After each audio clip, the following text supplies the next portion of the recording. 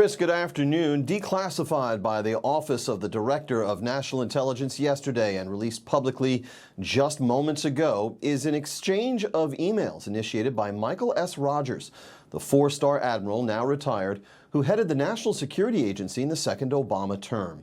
Rogers wrote to his boss, then Director of National Intelligence James Clapper, in late December of 2016, to say that he, the admiral, had just returned from overseas travel and had received an update on, quote, our efforts to produce a joint product related to Russian attribution and intent for the DNC DCCC hacks.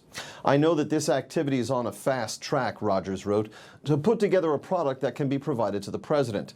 I asked my team if they'd had sufficient access to the underlying intelligence and sufficient time to review that intelligence. On both points, Rogers said, my team raised concerns. My folks aren't fully comfortable saying they've had enough time to review all of the intelligence, to be absolutely confident in their assessments, he wrote.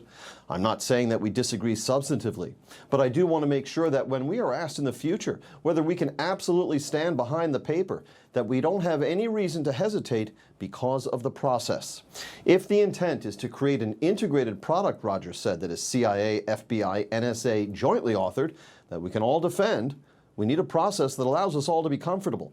And I'm concerned we are not there yet. If NSA is intended to be a co-author of this product, Rogers said also, I personally expect to see even the most sensitive evidence related to the conclusion.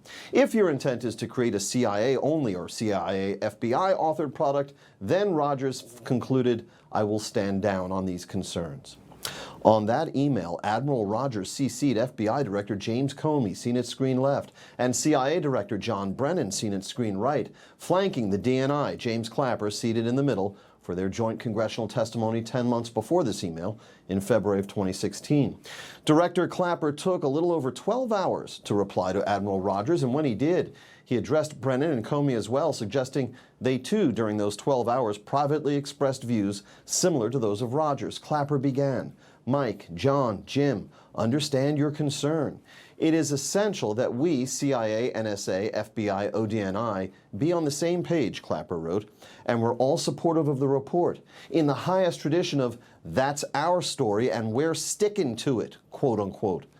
This evening, Clapper continued, CIA has provided to the National Intelligence Council the complete draft generated by the ad hoc fusion cell. We will facilitate as much mutual transparency as possible as we complete the report, but time, Clapper warned, is not negotiable.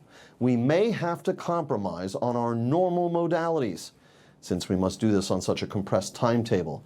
This, Clapper concluded, is one project that has to be a team sport. Jim. This latest declassification by Director Tulsi Gabbard's office comes after she referred these matters to the Justice Department for additional investigation. And Attorney General Pam Bondi then directed the impanelment of a federal grand jury in Florida for that purpose. Chris.